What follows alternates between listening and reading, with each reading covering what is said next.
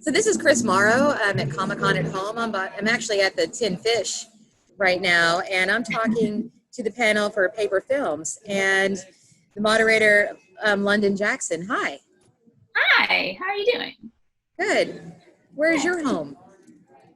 I am in Los Angeles, California. So I'm actually not too far from San Diego where the panel or everything was going to be. but yeah, so I'm here in Southern California. I've lived here my whole life. You have a nice collection back there Oh, behind you. thanks. Yeah, this is my own personal bat cave. Yeah, I am a huge Batman fan, which is what I do. I am the creator of History of the Batman across social media, and I discuss Batman's long visual evolution, which is why I was so happy to be able to talk with Jimmy Palmiotti and Amanda Connor of PaperFilms, because they did a long run, not just on the Harley Quinn publication, but also they've done amazing Batman and DC Comics work, among other things. So I always love talking to them about their work. How'd the panel go? It was great. I love talking to them because I love talking with creators who are so passionate about what they do and love their craft. And I wanted to talk with them, not just to discuss their past and current work, but since we're all part of COVID, all of this COVID and the quarantine, I was really interested in creators, writers, artists, and how they were dealing with the quarantine and if that impacted their own creative process when creating comics or whatever. And they gave a lot of insight into how being at home and not kind of being out in the world and getting some inspiration for their work affected them. And I thought that was really interesting because I know so many different creators who have been affected in different ways as to how to work during all of this. So I thought it was really great. And so far, people have said they really enjoyed them talking about if you want to break into comic books or do your own, how you can do it and what honest advice you give. Because I know a lot of people who follow History of the Batman and also are fans of their work that always want to be writers and be artists in comics, especially if you have the amazing talent that so many artists out there have. I talk to artists all the time, but I know they want to break into comics, but it's hard. I mean, I think it's hard for anybody wanting to break into this industry, but I think they gave really insightful information. So if you are someone, anybody watching this who wants to break into comics, I recommend watching the panel for that and other things too. Maybe you can give us a little bit of insight about what they said. Oh, sure.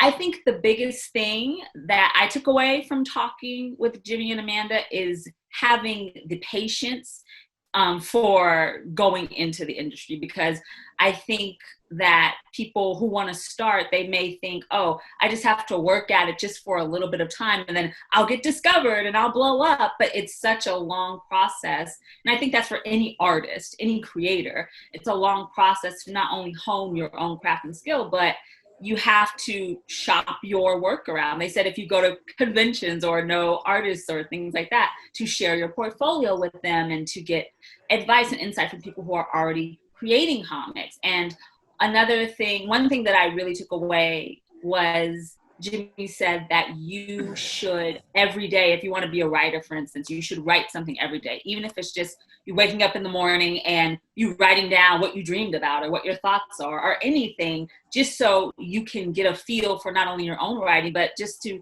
be comfortable when you want to put it out there and try to make something more. So I think that's really important advice. And it's a difficult thing, but if you are determined and you just continue and you're persistent in your own craft and building it and trying to make something of your own, that it's possible. But it's a lot of work and dedication. But if you are down for that and you want to do that, then I think that's a good thing to try to do. So, yeah.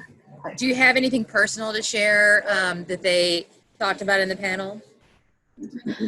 I really enjoyed talking, especially since I am a Batman fan, as you can see. I enjoyed them talking about the Harley Quinn character because I've always loved that character. I loved the character when it was created back in the early 90s for the Batman animated show.